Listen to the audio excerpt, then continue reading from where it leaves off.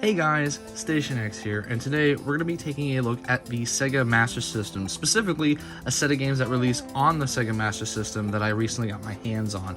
Now, this is the very first Sega system that came out here, at least in North America. There is a Sega console that came out before that, but it was only released in other regions, never came out here. But basically, the reason why I'm talking about my beat-up Master System here is because this thing does not get talked about super a lot. Like, basically, this thing got overshadowed by the NES, which was the other 8-bit system that was out at the time. And while the reason for that being is that this thing didn't really have any, like, super games that really gave this thing, like, a purpose, like a Sonic the Hedgehog, for example. Like this thing, their mascot was, like, Alex Kidd, which wasn't really lighting the world on fire at that time. Just because it didn't have, like, a killer app on it doesn't mean that it's not worth your time, because honestly, like, there are some pretty good games on here that sometimes look better than certain NES games, and there are really good ones that just most people don't even know about.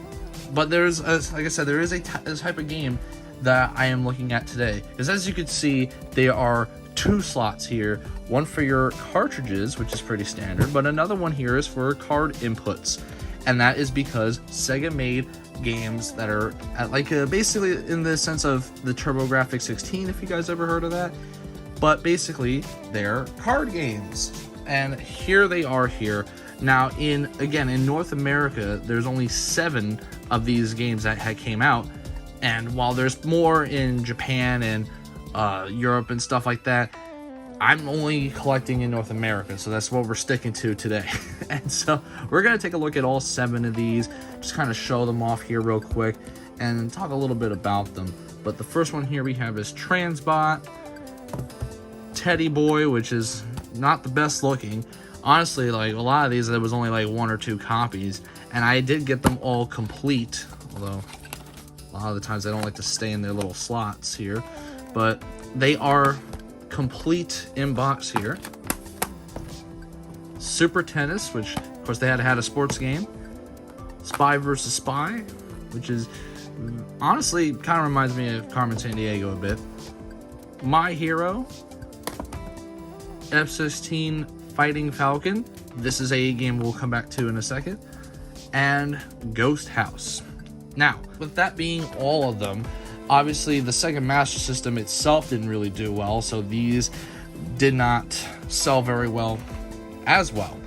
But when they moved on to the Sega Genesis, something that they did do to win some parents over with brownie points is that they made a special, like, attachment for the Genesis that was basically the power-based converter, which did what it said.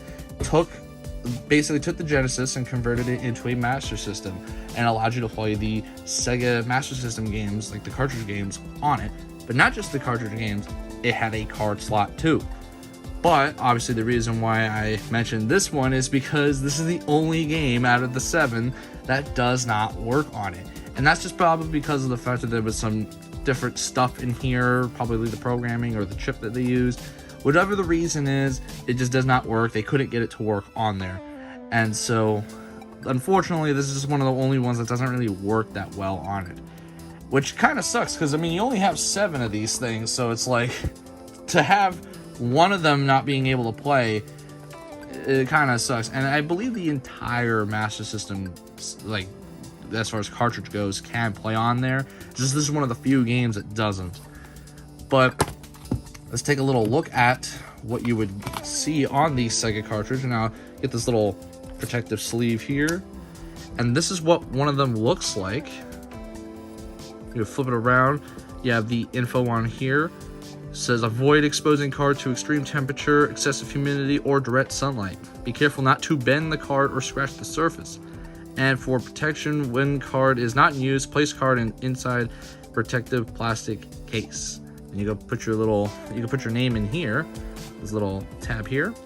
And honestly, I think that's pretty cool. But you can just take your Master System game and just slide that in there, and then you would just turn on the system and you get ready to play. Now, of course, some of you might be wondering what would happen if you had one of these guys in and the Master System cartridge at the same time.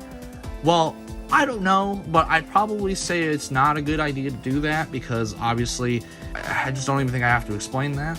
But I, for one, have not tried it, and I'm not going to.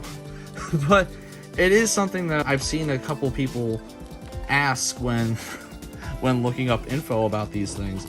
But yeah, like, the Master System does not have too many games on it. This is including the Sega card games. I believe the Master System only has 114 games in total, and so it's a very small system to kind of get a complete set for, specifically these. Now, it's funny that these are not super expensive. They are hard to find, they are kind of rare, but rare doesn't always mean expensive, because there's not a lot of people who really go after these things. And so if you're someone who likes Sega and wants to try to experience these things, it's honestly not too bad to try to pick them up, because they're not fairly expensive. Same thing with the Master System itself. It's just like, it's not a system that most people go for. Usually it's the Genesis and the Saturn and the Dreamcast. Those are like the big named systems that everyone knows about.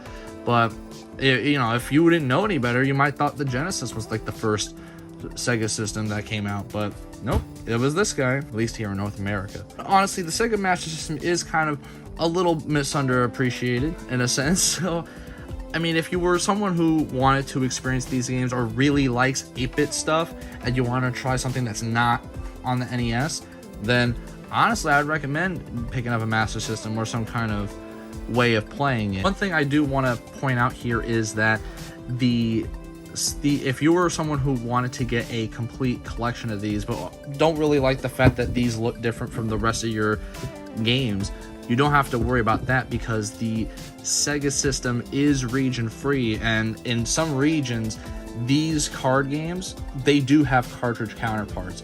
And thankfully, because of the fact that there was no real ESRB or any kind of rating system, all the games look the same compared to all the regions.